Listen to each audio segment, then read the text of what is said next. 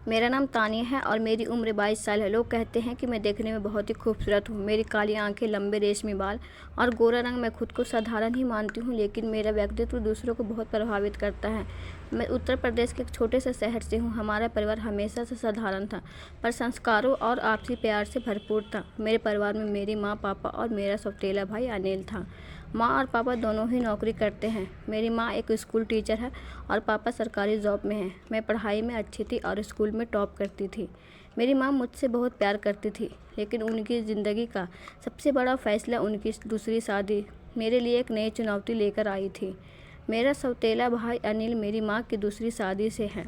कच्ची उम्र में मुझसे 5 साल छोटा है। माँ दूसरी शादी की थी जब मैं सिर्फ 8 साल की थी। माँ ने कहा था, तानिया अब तुम्हें एक भाई मिलेगा। तुम हमेशा शिकायत करती थी कि तुम्हारे साथ खेलने वाला कोई नहीं है। सच में मुझे अच्छा लग रहा था। वह नटखट था और प्यारा भी। शुरुआत में हमारे बीच एक अच्छे भाई बहन का रिश्ता बन जाता है। वह हमेशा मेरी मदद करता, चाहे वह स्कूल का प्रोजेक्ट हो या घर के काम। मुझसे बहुत हंसकर बातें करता और मुझे लगता था कि वह मेरा सबसे अच्छा दोस्त है। लेकिन समय के साथ चीज़ें बदलने लगी। अनिल पढ़ाई में कमज़ोर था। स्कूल के दिनों में ही उसने पढ़ाई छोड़ दी और गलत संगत में पड़ गया। बस दिन भर घर के बाहर अपने दोस्तों के साथ घूमता।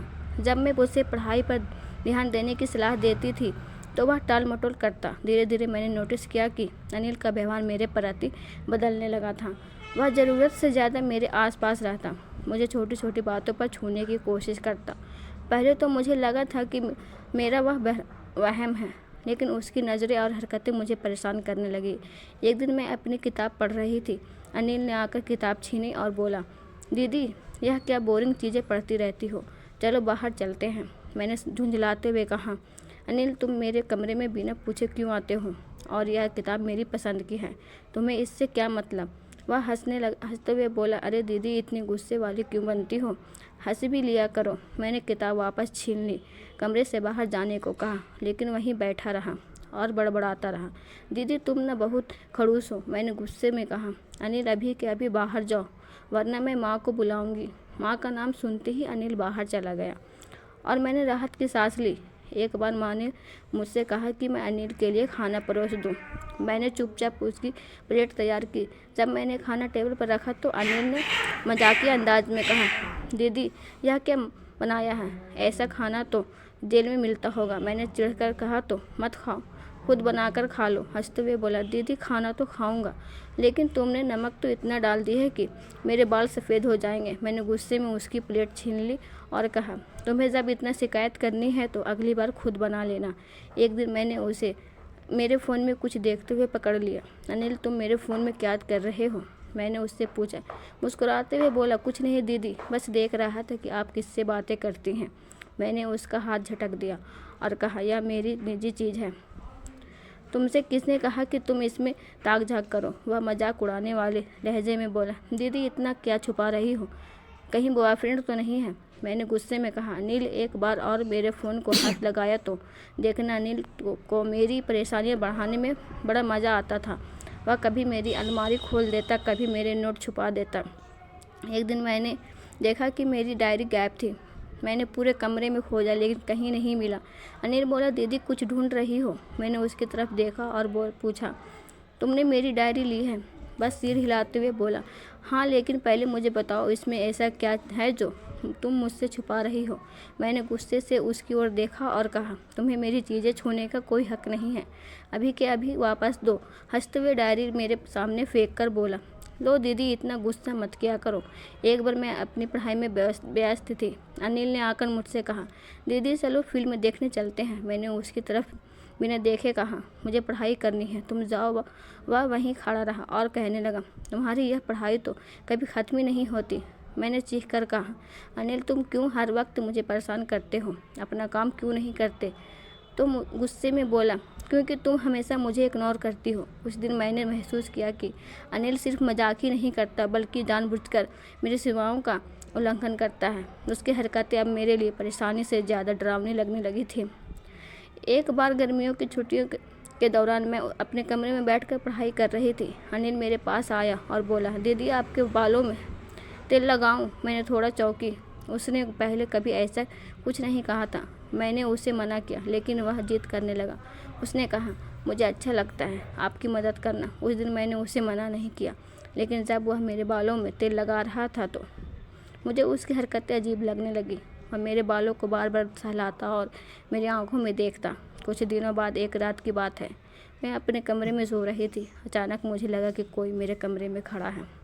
मेरी नींद खुली, लेकिन कमरे में कोई नहीं था। सोचा शायद मेरा वहम था, लेकिन अगले दिन भी ऐसा ही हुआ। अब मैं सचेत हो गई थी। मैंने अपने दरवाजे को अंदर से बंद करना शुरू कर दिया, लेकिन एक रात मैंने अपने कमरे के पास किसी के कदमों की आहट सुनी। मैंने दरवाजे की तरफ देखा तो वहाँ अनिल खड़ा था। मैंने गुस्से में दरवाज़ा खोला और उससे पूछा, तुम यहाँ क्या कर रहे हो? वह हंसते हुए बोला, कुछ नहीं दीदी, मैं तो बस देख रहा था कि आप ठीक हैं या नहीं। उसके जवाब ने मुझे बेचैन कर दिया। अनिल का व्यवहार दिन ब दिन अजीब होता जा रहा था। मेरे कमरे में बिना पूछे आने लगा। एक दिन उसने मेरे लिए दूध लाकर दिया।